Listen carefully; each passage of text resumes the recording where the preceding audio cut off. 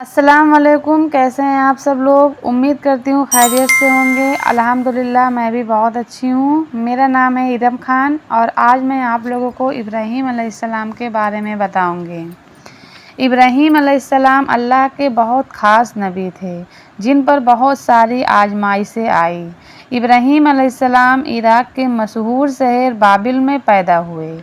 इब्राहीम अलैहिस्सलाम के बाप बूतों को दराज कर बेचते थे और ख़ुद को भी बूतों की इबादत करते थे।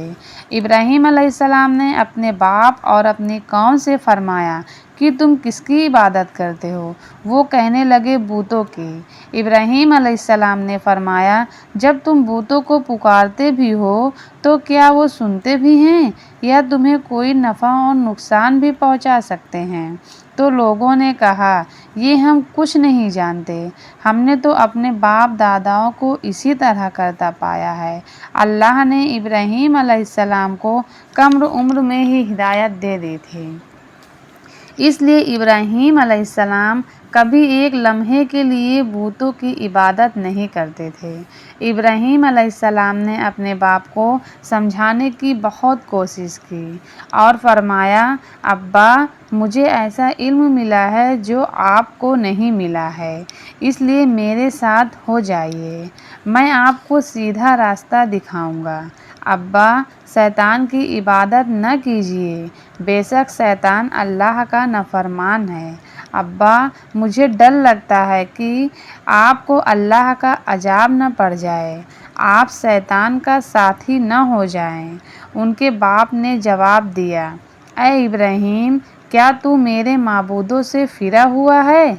अगर तू बाज न आया तो मैं तुम्हें संसार कर दूंगा, तू मुझसे दूर चला जा और कभी नज़र न आए। इब्राहीम अलैहिस्सलाम अपने बाप से फरमाया आप पर सलामती हो, मैं अपने रब से आपके लिए बख्शिश तलब करता रहूँगा। वालिद के सख्त जवाब के बाद इब्राहीम अलैहिस्सलाम ने उनसे अलहदगी इख्तियार कर ली। इब्राहीम अलैहिस्सलाम बुत परस्ती से सख्त चिढ़ते थे। ईद के दिन उनकी कौम के लोग खाना पकाकर माबूदों के सामने रखते थे, फिर घर से बाहर एक मैदान में जमा होते, वहाँ खेलते कूदते और खुशियाँ मनाते। शाम को घरों की तरफ से आते, सुबह बूतों की तरफ से जो खाना रख गए थे उनको उठाते और तबर्रुक समझकर खा जाते। इस दफ़ा जब ईद का दिन आया तो सब तैयार हो गए, पर इब्राहीम अलैहिस्सलाम तैयार नहीं हुए।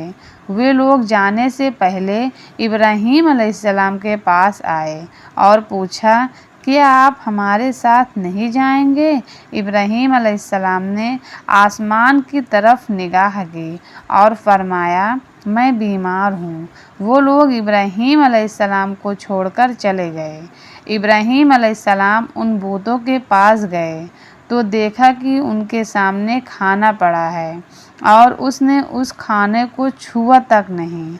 इब्राहीम अलैहिस्सलाम ने उनसे कहा ये इतना खाना तुम्हारे सामने पड़ा है, तुम इसको खाते क्यों नहीं हो?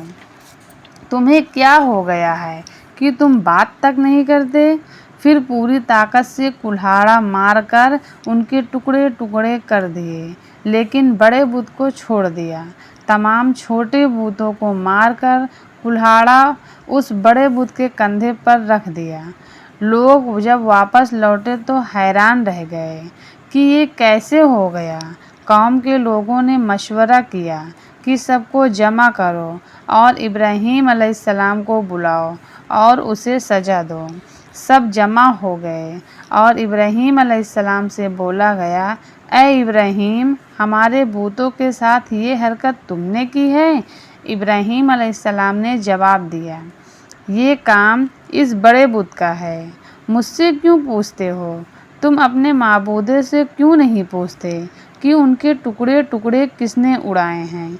इब्राहीम अलैहिस्सलाम ने उनकी ये बात सुनकर बहुत अफसोस में पड़ गए।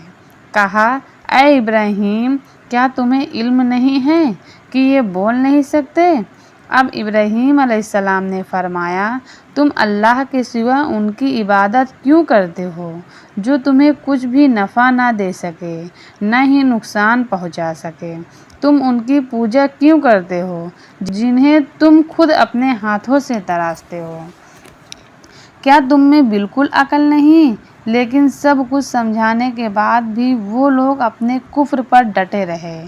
ابراہیم علیہ السلام سزا دینے کا فیصلہ کر لیا۔ پھر ان لوگوں نے ایک میدان میں خوب ساری لکڑیاں جمع کی، اس میں آگ لگا دی۔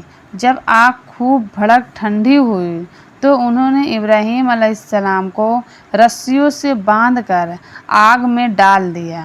اس وقت ابراہیم علیہ السلام نے یہ دعا پڑھی، حسبنا اللہ ونعم الوکیل، میرے لیے اللہ کافی ہے۔ اللہ نے آگ کو فرمایا، اے آگ ٹھنڈی ہو جا اور سلامتی والی ہو جا۔ جب ابراہیم علیہ السلام کو آگ میں ڈالا گیا تو وہ ٹھنڈی ہو گئی۔ آگ بھی اللہ کے حکم کے بغیر کچھ بھی نہیں کر سکتی۔